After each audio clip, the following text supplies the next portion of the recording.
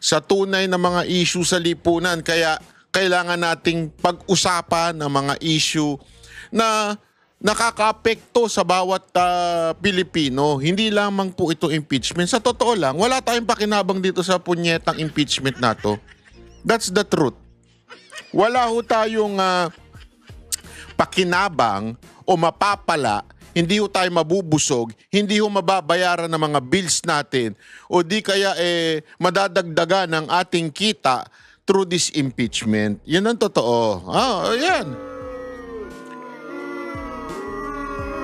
Sino lang ho ba ang nakikinabang dito sa impeachment na ito? Walang iba kung hindi yung mga nagnakaw dyan sa flood control. O, papaliwanag ko sa inyo kung bakit, ha? Anong kinaugnayan ng flood control at impeachment ni VP Sara Duterte? Unya, papaliwanag natin yan. Kung ano ang talagang ugnayan na yun. Napaka-importanting maunawaan natin mga kababayan dahil ito ay talaga namang matinding diversion. Alam nyo, kung papansinin ninyo, lahat po ng mga karamihan ng mga nasa mga congressman na prosecution, sila po ay mga allegedly, di umano, ay nakatanggap na mga maleta.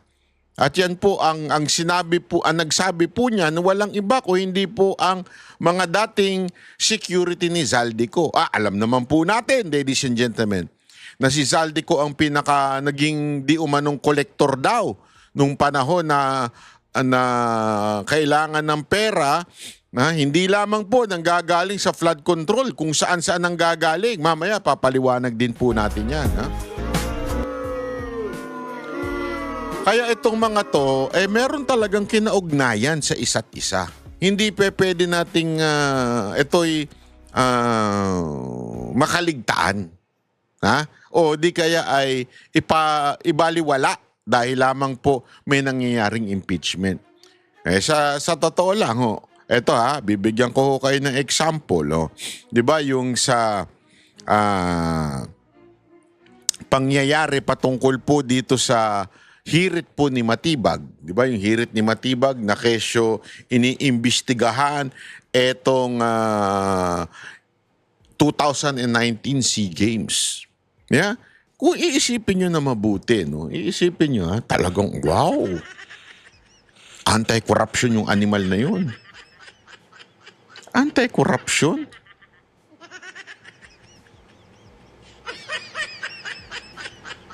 Anti-corruption ba yung ganong klaseng pag-iimbestiga? Kasi imagine mo, 2019 pa yun. Inimbestiga na ng ombudsman yung dati na yun. Wala namang. Inimbestigahan na rin ng Kamara? Wala rin. Inimbestigahan ng Senado? Wala rin. Walang natagpuan, tas bigla ngayon, mabubuhay. I mean, sinong tanga ang maniniwala sa ganong klaseng pangyayari? Di ba? I mean, ewan ko na lang kung ikaw ay maniniwala pa sa ganyang klaseng pangyayari. Napaka-imposible ho, di ba? Ladies and gentlemen. Pero bakit ganun? Bakit ganun ang tila nangyari dito sa sinasabi ni NBI Director? Alam nyo po kasi, di ba? Wag ho nating kakaligtaan na sa mga pagdinig dito sa impeachment, napaka-importante ng ginagawa ni Cayetano. Bilang abogado, dito nabubuking niya talaga yung mga nangyayari sa impeachment. Kung sino yung nagsisinungaling, booking na booking po nito ni Cayetano.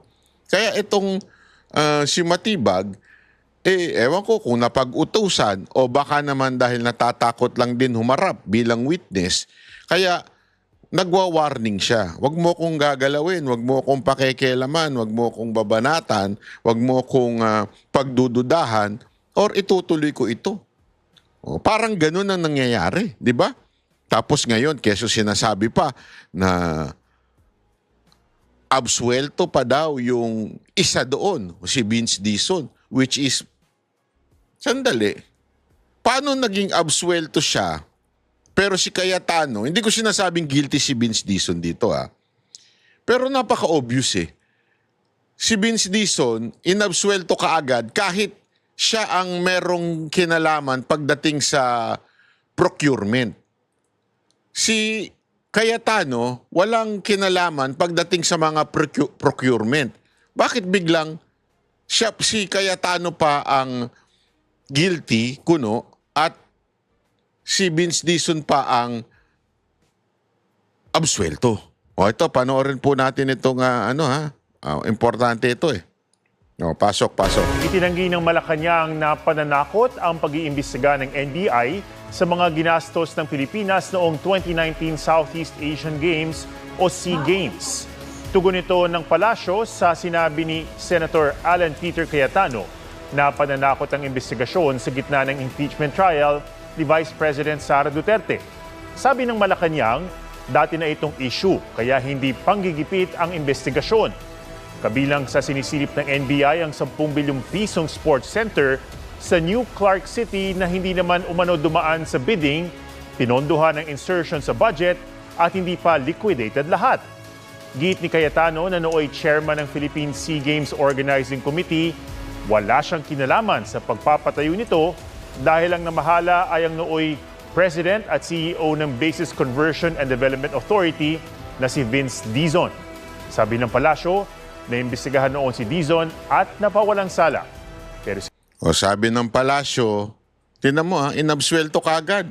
I mean, eto simple lang to. Hindi ko sinasabing guilty si Vince Dizon Ang sinasabi ko lang, kung iimbestigahan mo talaga, di ba dapat ngayon wala kang inaabsuelto?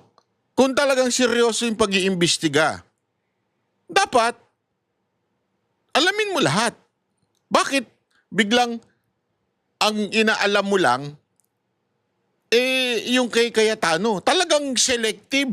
Napaka-selective. Mantakin mo, sasabihin mo na, iniimbestigahan mo pero sasabihin mo na kagad na napawalang sala na yan si Vince Dizon. So, ang tingnan na lang natin ngayon, si Cayetano.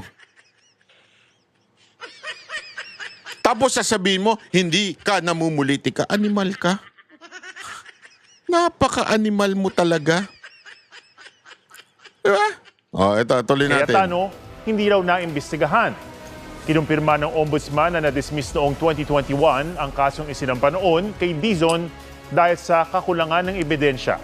Sabi naman ni Cayetano, kung iimbestigahan ang 2019 SEA Games, imbestigahan din dapat ang flood control scandal. Yun ang importante doon. Kung talagang seryoso kayo sa korupsyon na sinasabi ninyo, bakit hindi ninyo imbestigahan yung flood control? Which is trillion ang nawawala. And eto masama, meron na nga nawala noong 2025. Ngayon, 2026, meron na nawala at 2027 na. 2027 na, meron pang inaabangan na mas malaking budget. Bakit?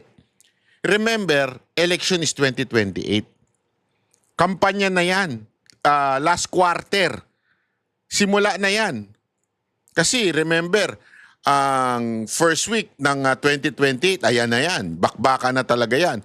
Pero ang pera ay makukuha, yung perang pangkampanya ay makukuha sa 2027 budget. Kailan dinidiscuss yan 2027 budget? Para sa kaalaman natin. Ngayon, 2026, ngayong katapusan. Etong katapusang taon, the last 2 quarter, kailangan matapos yan. Bago matapos ang taon, bago mag-December, bago mag-break. So, dinidiscuss yan, October, November. Ito ang problema. Yung impeachment ay aabot hanggang doon sa budget deliberation. So, sa tingin ko talaga, etong impeachment ay isang napakalaking diversion upang makalusot ang budget for campaign on 2027 na tatalakayin dapat ngayong last 2 quarters. Tandaan ninyo kasi August. Pagkatas ng August, mabilis na yan. August, September. Yan na yan. August, September, October. Mabilis na po yan. Pa-December na. December, wala na. Holiday ang nangutak ng mga tao dyan. Kahit yung mga politiko natin, nakaprepare na yun sa mga bakasyon nila. So imagine ninyo yan Imagine ninyo, etong impeachment aabot pa to hanggang December. So palalakihin nila ng palalakihin yung issue sa impeachment, guguluhin nila katulad ng panggugulo ni Director Matibag. Guguluhin nila yan para ma-distract talaga at hindi natin mapansin yung pagnanakaw na gagawin na naman nila, yung mga insertion na gagawin na naman nila sa 2027 budget na kung saan nandoon kailangan sila magnakaw ng malaki para makapagkampanya sa 2028. Ang tanong, sino ang nangangailangan ng limpak-limpak na salapi? Sige nga, tanungin ko kayo. Sino ang nangangailangan ng limpak-limpak na salapi? Ang kampo ba ng mga Duterte? Hindi. Ang taas ng rating ni BP Sara Duterte. Ang talagang nangangailangan ng matinding-matinding salapi, walang iba kung hindi yung mga tuta ni Marcos, yung mga sunod-sunuran kay Marcos na mga congressman. Sino ito mga ito? Ito yung mga involved sa impeachment, mga prosecution team. Kita niyo na yung picture?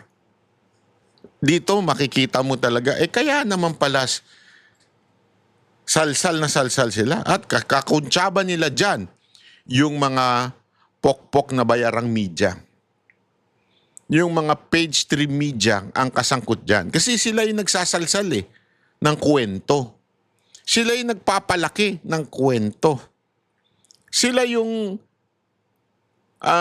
talagang, yung, imaginein mo sunod-sunod yung mga balita. Itong itong tungkol sa 2019 na SEA Games. Imaginein mo, ito po'y nalubog na. Ito po'y ilang taon na. Daig nyo pa yung mga ex nyo na hindi makapag-move on sa inyo. Taon na nakalipas dyan.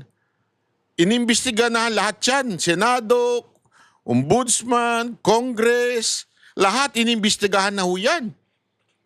Walang nakitang problema.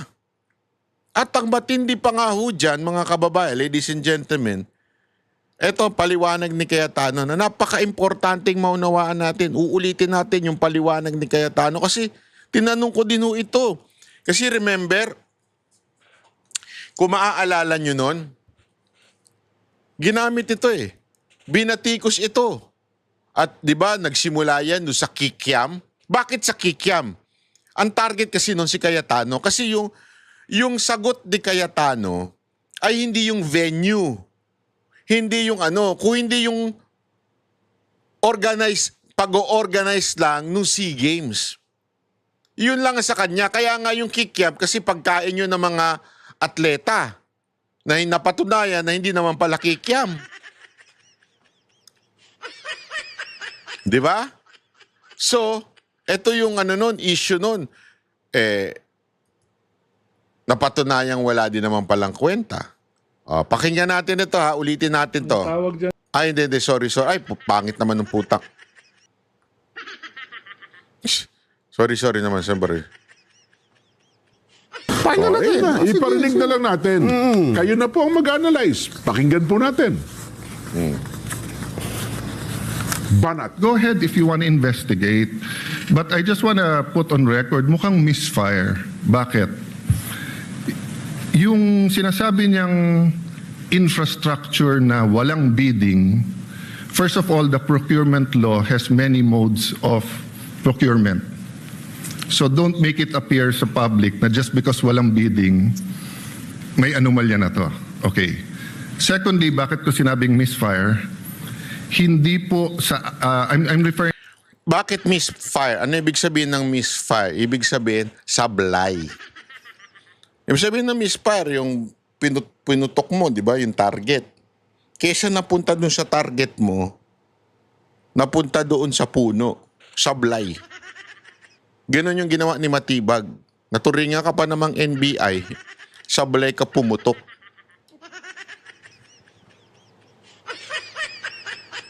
Ganon na nangyari, sablay. Bakit sablay?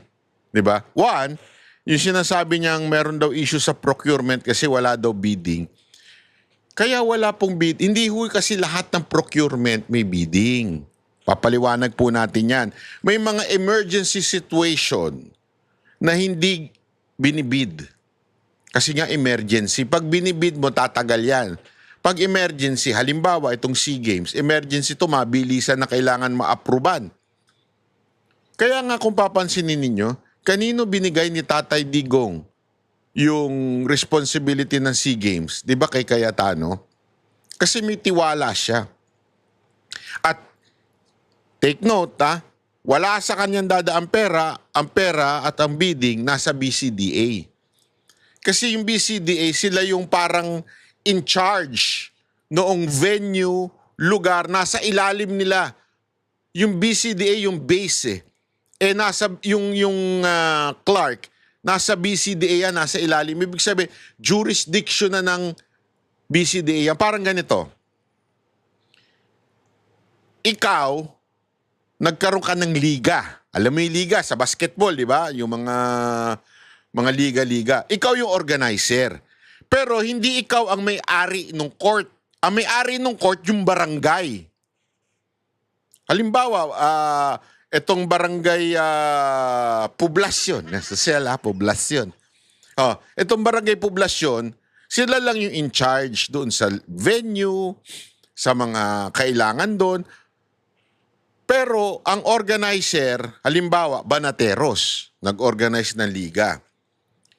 Hindi pa pwedeng sasabihin ko o iimbestigahan ako ng NBI sasabihin, yung Banateros kumita diyan sa basketball court nila kasi pinalitan yung tapaloda, pinalitan yung mga ilaw, kumita sila diyan. Paano sila kikita? Hindi naman sila ang in charge doon. Ang in charge doon ay yung barangay Poblasyon. Nagigets nyo? Halimbawa lang po yan, ha? So, ang in charge po doon sa location, sa lahat, sa infrastructure, ay BCDA. Si Cayetano, in charge lang siya doon sa liga. Organizing lang sila doon sa SEA Games. Kaya talagang sobrang sablay nito ni Matibag. Hindi ko nga alam kung sablay siya, tanga siya, o sinasabi lang niya yan para takutin si Cayetano. Akala niya natatakot si Cayetano. Bobo pala ito si Matibag. Alam mo, Matibag, bagong salta ka lang sa politika. Sa totoo lang, aso ka lang nun ni Kusi. Sunod-sunuran ka lang nung kay Kusi. Oo. Aso lang yan dun sa PDP dati. Wala yan. Ngayon, pagtapak mo si NBI, ang yabang mo na, nauuna yung yabang mo. Yung daldal mo nauuna. Gumamit ka naman ng utak. Ang problema sa'yo, puro kayabang eh. Alam mo yung mayabang lang? Yung mga nasa mga sitcom na puro yabang, wala namang laman. Parang ganyan ka. Puro kayabang, wala namang laman yung akusasyon mo kay Cayetano. Kasi kung iniimbestigahan mo, one, bakit mo kagad binanggit si Cayetano? Two, bakit kagad niyo inabsuelto si Vince Dizon? Iniimbestigahan nyo nga putang ina, ba't ganun? Anong klaseng investigasyon yan? May absuelto kagad. Iniimbestigahan mo, meron na kagad guilty sa'yo. Ba't ito pa iniimbestigahan? Sana naging huwes ka na lang. Naging judge ka na lang. Sana hindi nyo na lang sinabing iniimbestigahan namin yan. Sana sinabi nyo lang, hinuhusgahan namin yan. Di ba? Tuloy. To Director ng NBI Matibag. I had nothing to do with the infrastructure. The chairman of the committee. In fact, I had to resign from the DFA because I was running for congressman during that time.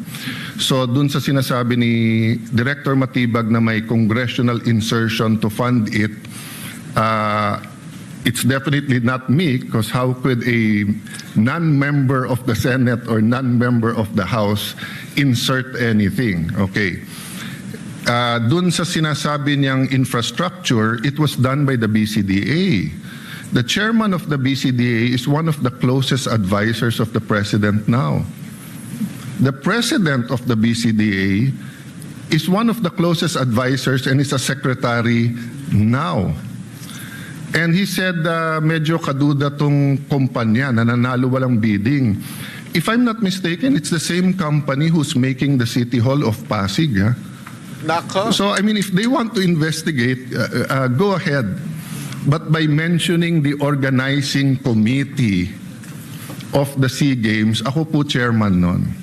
At paninindigan ko po na napakaganda nung nangyari doon. At kung may anomalya, ako unang magagalit. So, go ahead. But Go my ahead. point, Mr. Chairman, Make my day. Grabe yung sablay ni ano dito, no? Ni Matibag. honorable members of the court, sa prosecution. To be fair sa prosecution, at marami akong kaibigan, I've never felt any intimidation from any of you. I mean, you've continued to be either friends, or for those who are former friends but friends. I mean, I don't know if nagkamali lang ako, but on the first day, I nodded na. Ayan na po yung kanyang ano, inulit lang natin ha. Grabe kasi alam mo, ang lupit talaga eh. Tingnan nyo, pakinggan nyo naman to si ano, Matibag. Ni NBI Director Melvin Matibag na hindi pinepersonal si Senator Alan Peter Wow. Cayetano sa gagawing investigasyon sa pondo sa 2019 Southeast Asian Games. Sabi naman, Meron po ba naniniwala sa inyo dito na hindi ito pinepersonal ni Matibag? May naniniwala po ba sa inyo? Pwede po ba paki-comment kung naniniwala kayo na ito po ay hindi pinepersonal? Pakilagay nga po dyan, pinepersonal o hindi pinepersonal. Letter A, pinepersonal. Letter B, hindi pinepersonal. Kaya nga, isulat nyo nga, sino kayo naniniwala pa dito? Ewan ko nga kung may mananiniwala pa dito eh. Ang tanga na lang naman naniniwala dito.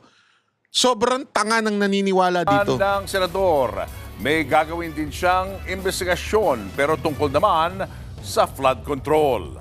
At live mula sa Pasay, nasa frontline ng balitang yan si Gio Robles. Gio, ano pa mga sinabi ni NBI Director Matibag kaugnay sa mga pahayag ni Senator Cayetano?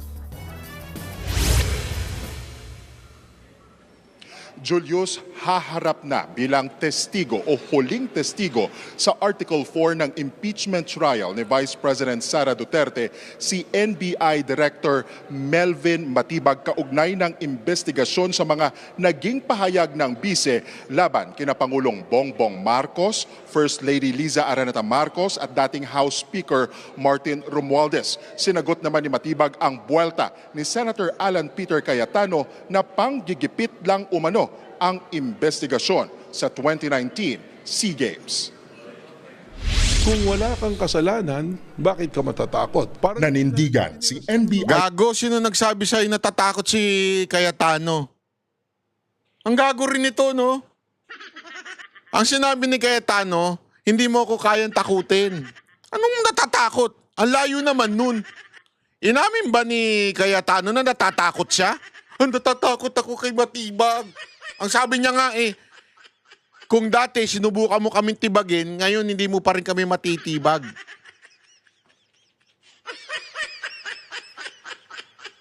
Oo. Di ba?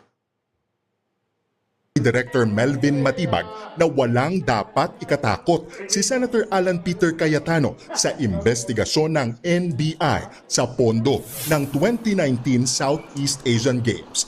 Ayon kay Matibag, mandato ng NBI ang magsagawa ng investigasyon kapag may dumating na reklamo o ebidensya. Sentro ng investigasyon ng NBI ang Philippine Southeast Asian Games Organizing Committee o FISGOC na isang non-government organization o NGO na inatasang mamahala sa operasyon ng 2019 SEA Games. Noong 2019, pinamunuan ang FISGOC ng nooy House Speaker Alan Peter Cayetano bilang chairman. Yung PISCOC nga dahil hindi siya nasubmit sa audit, ano yung mga titingnan natin? Yung mga pumasok na pera, because to my initial observation na binigay sa atin, this is about 2.3 or 2.2 billion pesos na pondo ng gobyerno na inilagay po sa PISCOC, which is na NGO siya, foundation siya na tinayo for that purpose. Ano po? Iginiit ni Matibag na fact-finding pa lang ang isinasagawang investigasyon. Sisilipin dito kung nasa ilalim sa audit at liquidation ang mga gastusin gaya sa uniforme, pagkain, allowance, biyahe at iba pang transaksyon. Pinabulaanan naman ni Matibag ang mga paratang na ginagamit ng NBI ang investigasyon upang takutin o impluwensyahan ang mga senator Obvious judge ba? sa impeachment trial ni Vice President Sara Duterte. Nilinaw rin ni Matibag na hindi nasaklaw ng fact-finding investigation ng NBI ang mga aligasyon laban kay Transportation Secretary Vince Dizon dahil naimbestigahan na ito noon at na-dismiss ng Ombudsman. Galing. Pero Hayop. Absuelto kagad. kanya, maaari pa ring tawagin si Dizon bilang resource person. Tatawagin lang. Tulong ang kanyang testimonya sa paglilinaw ng mga isyong sinisilip ng NBI. Ipinagtanggol din ng palasyo ang NBI sa investigasyon nito. Ayon kay Palace Press Officer Undersecretary Claire Castro, walang dapat ikatakot kung walang ginawang mali. Hindi rin daw panggigipit Feeling ko si Auntie Claire ang nag-uutos dito kay Matibag. Di ba? Pareho silang may tama sa ang utak. ginagawa ng NBI laban kay Senator Cayetano. So hindi dapat magkaroon ng reaksyon na dahil iimbestigahan lamang ay sila ay iisa-isahin na. Kapag ganun kasi ang mga pananaw, dapat siguro, sana, ay hindi dahil maaari silang pag-isipan na kayo ba'y guilty? Ayon pa kay Castro, may Guilty nagpinggay kagad? lang daw Okay ng kay ina nyo? Matibag sa isyu ng korupsyon sa 2019 SEA Games projects. Nangyari raw yan nang makipagpulong si Matibag sa New Clark City para sa itatayong NBI Academy. May tila pasaring din si Castro kay Cayetano. Ang bagong Pilipino ay hindi basta-basta sumusuko. Hindi magagalit at hindi mangangatog. Kahit sa investigasyon ay siya ang maturo. Nang tanungin naman kung may mensahe si Matibag kay Senator Alan Peter Cayetano, anya, walang personalan.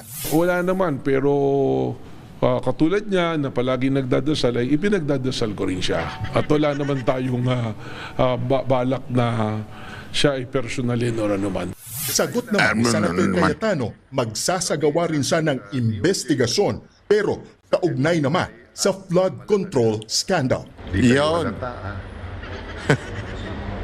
Slight lang. Slight Imbestigahan lang. niya yung Southeast Asian Games of 2019.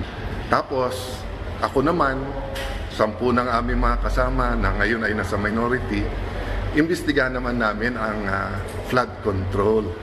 Yon. Deal? Yeah. Totoo naman, dapat imbestigahan yung flood control. Yun talaga ang issue dyan yung flood control. Hindi ko maintindihan kung bakit ang issue iba, di ba? Ay nako, sino naman to tumatawag na to? Wait lang tomate. Naka-live ako, video ko, wait lang. Pasensya na po napasensya na. Nagbibideo ako wait lang. Nagbibideo ako. Wait lang. Sana magte-text muna bago tumawag.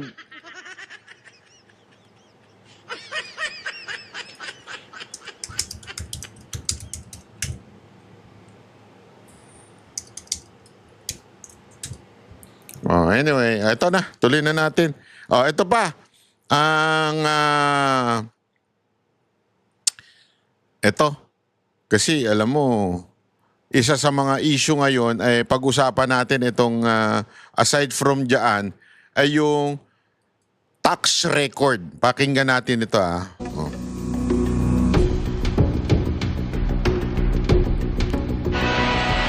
Target ng prosekusyon na mabuksan sa impeachment trial ni Vice President Sara Duterte ang ilang tax record niya at ng kanyang asawa. Magagawa kaya yan tulad ng nagawa noon sa impeachment trial ni dating Chief Justice Renato Corona? Nakatutok si Sandra Aguinaldo. Paglabag ba sa karapatan ni Vice President Sara Duterte ang pagbubukas ng kanyang tax at bank records gaya ng sinasabi ng depensa o paglalahad lamang ng katotohanan gaya ng sabi ng prosecution?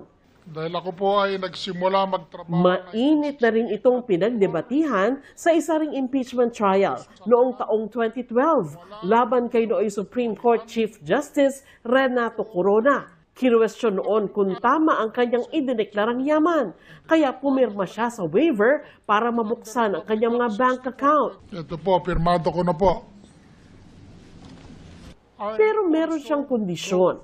Dapat daw pumirma din ng waiver ang mga mambabatas. Kung hindi sila papayag sa hamong ito, bibigyan ko po ng direktiba ang aking defense panel na i-rest na po ang aking depensa. Total, wala naman silang napatunayang paratang laban sa akin. Nauwi ito sa kanyang biglang pag-alis sa paglilitis. The Chief Justice of the Republic of the Philippines wishes to be excused.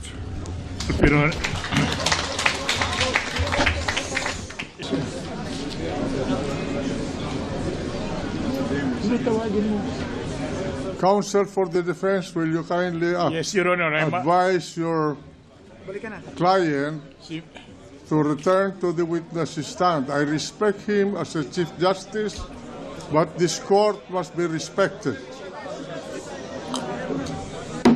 Quiet. At ang Galit kanyang na. tax records na ungkat pa rin noon. Paliwanag din ay Bureau of Internal Revenue o BIR Chief Kim Henares na tumestigo sa trial. Nakasaad sa National Internal Revenue Code of the Philippines ng mga income tax returns na nakalagak sa Office of the Commissioner ng BIR ay magiging bahagi ng public records at maaring mabuksan sa inspeksyon sa utos ng Pangulo ng Pilipinas. Noong mga panahon na yon, pinayagan ni Pangulong Noynoy Aquino ang pagre-release ng tax records ni Corona. Ako yung sinupina ng Senado na mag-testify at dalhin ho yung mga income tax return ni Justice the wife, the children. Alam mo nangyari dito, kasi nasa batas na kahit isubpina ng Senate, hindi pwede unless payagan ng presidente. Kailangan mag-sign yung president na pinapayagan niyang buksan yung tax return ng isang tao. Dito, alam nyo ba na si Pinoy talagang wala siyang hesitation. Hindi katulad ni Marcos na nag-iinarte na hindi naman ako utak niyang impeachment na yan. Hindi ako. Wala akong kinalaman dyan sa impeachment na yan. Si Aquino pa nun, si Pinoy nun, talagang inaamin niya na gusto niya ma-impeach si Corona. At pinirmahan niya yan. Pero etong presidente natin na ewan ko kung anong nasa isip nito. And the son-in-law, kailangan may isang magte-testify niyan para ma-admit as evidence. Ngayon, tax records naman ni Vice President Sara Duterte ng kanyang mister at kanila mga negosyo ang gustong maungkat sa kanyang impeachment trial. Bagay na tinutulan ng defense team ng bise dahil labag nila sa batas at labag sa karapatan ng bise sa due process. Let's look at the tax code. Section 270 of which criminalizes disclosure of taxpayers' information. Meron po bang exception sa batas na ito? Meron po, but it is limited. Kasama po bang impeachment? Hindi po. Ayon sa ilang abogado, tulad noon, nasa kamay din ng Pangulo kung magagamit itong ebidensya. So, magsusupina ho siya kay commissioner ng BIR. Ngayon, ang commissioner ng BIR, susulatan niya ngayon ang presidente na meron ho ako natanggap na supina. Pahingi ho ng authority nyo na pwede kong i-release. Kasi kung hindi nyo ako bibigyan ng authorization, hindi ko pwedeng i-release. Gayunman, pinag-iisipan pa ng prosecution kung kailangan pa ba talagang gambalain ang Pangulo. Legal strategy po yan. Hanggat maaari, siyempre ayaw naman natin na guluhin pa ang ating executive. Sabi naman ng Malacanang, wala pang request kay Pangulong Bongbong Marcos para sa isang authorization. Sa ngayon, wala pa rin po. Wala pa rin pong ibinibigay na anumang request. Bukod sa tax records, pinapasabina rin ng prosecution ang bank records at reports ng Anti-Money Laundering Council ng mga confidential deal. Hindi po tayo takot sa dokumento. Ang gusto lang po natin yung naayon sa batas. Wala po tayong kinakatakot sa mga dokumento. It's really that, when we're trying to obtain evidence, procure evidence, it always has to be within the limits of the Constitution, the laws, and the rules. Sa Lunes ito, inaasang dedesisyonan ng senator judges. Ayon sa tagapagsalita ng impeachment court, sakaling magbotohan ang mga senator judges kung ipapasabina ang financial records ng bise, simple majority lang na mga dumalo ang kailangan. 21 senador ang nakadadalo sa trial ngayon, kaya 11 boto ang kailangan. Sinusundan kasi ng korte yung previous rin na nangyari sa Corona trial. Nag-issue na subpoena ang korte kay Commissioner Kim Henares. I'm sure itong fact na to will be brought up as well by the senator judges or the parties pagdating sa Lunes. Kung ipasabina nga ng impeachment court ang financial records ni Duterte, maaari bang dumulog ang bise sa Supreme Court para pigilan ito? Karapatan po nila yan. Everybody has a right to question. It is the part of due process. They can of course question. We cannot predict how the Supreme Court decides. May nagsasabi na hindi pwede dahil sole power to try and decide on all matters about impeachment ang Senate as impeachment court. Meron naman school of thought na nagsasabi na parang pwede kapag maipakita na merong grave abuse of discretion. Sandra Aguinaldo, Nakatutok, 24 Oras.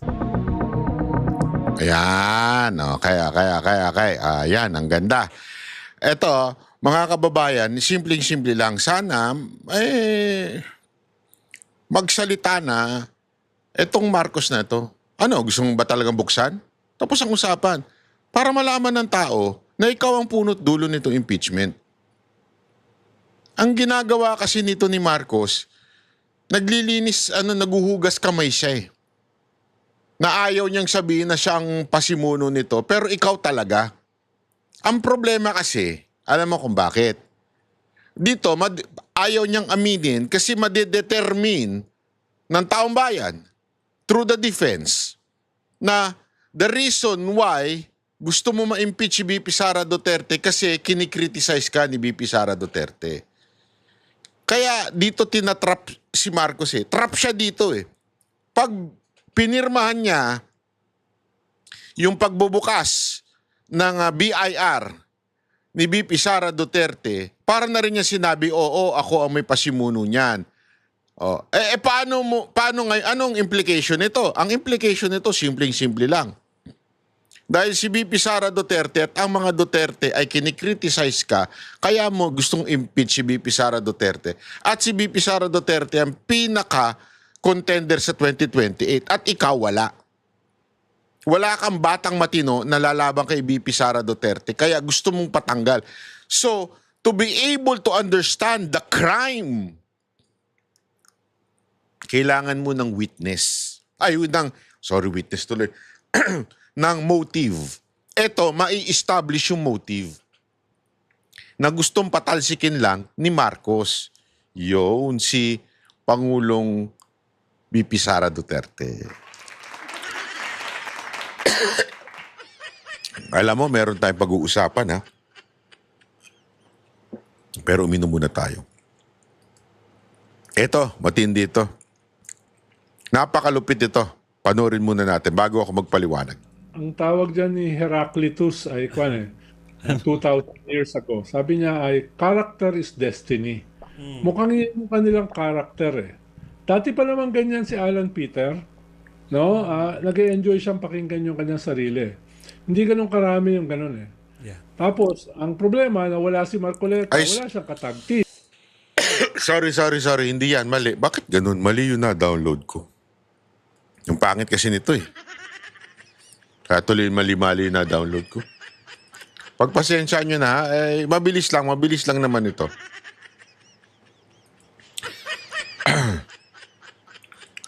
Alam mo, kasi ngayon, issue yung, di ba yung kesyo,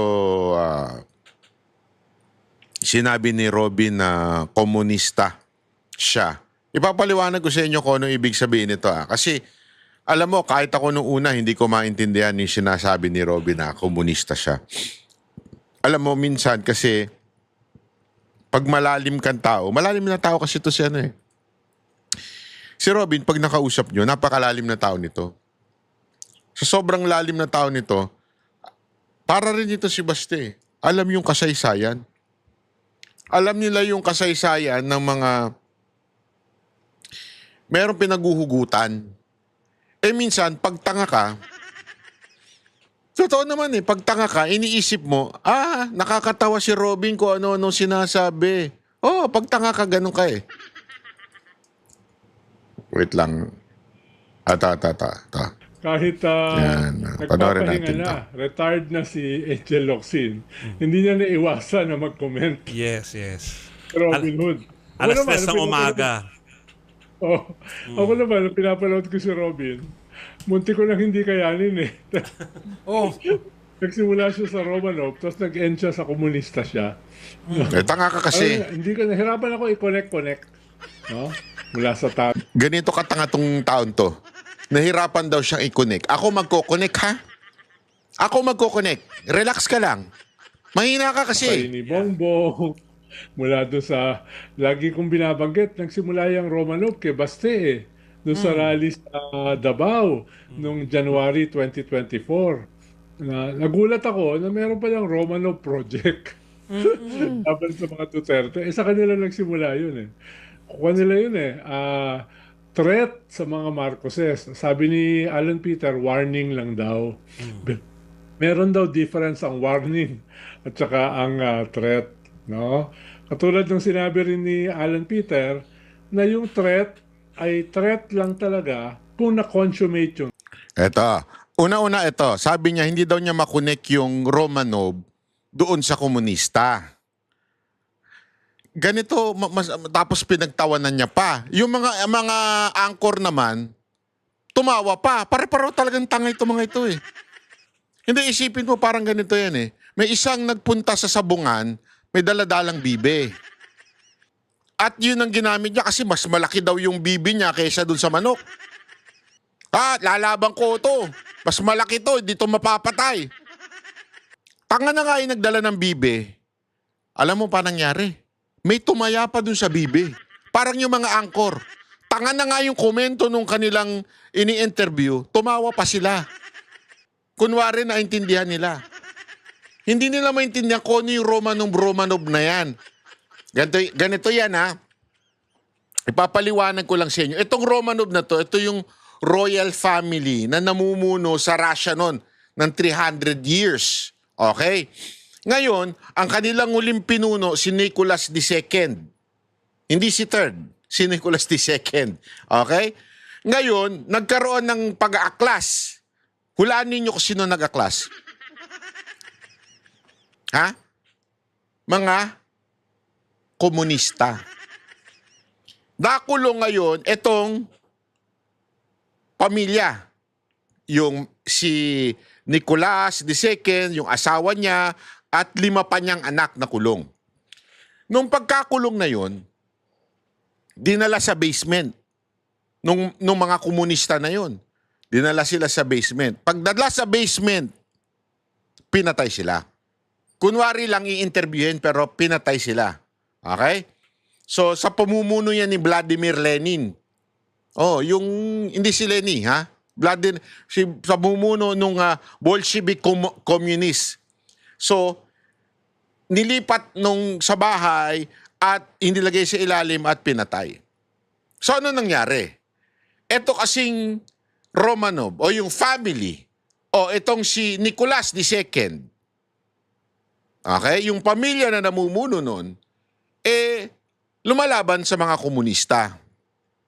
At pinatay sila ng komunista.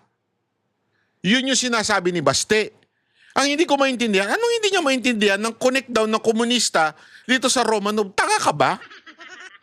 Bobo ka ba tal? Anong klaseng political analyst ka? Stupid ka talaga eh. Hindi mo alam na yung Romanov ang nagpapatay dito kay Nicolas II at buong pamilya niya ay walang iba kung hindi mga komunista.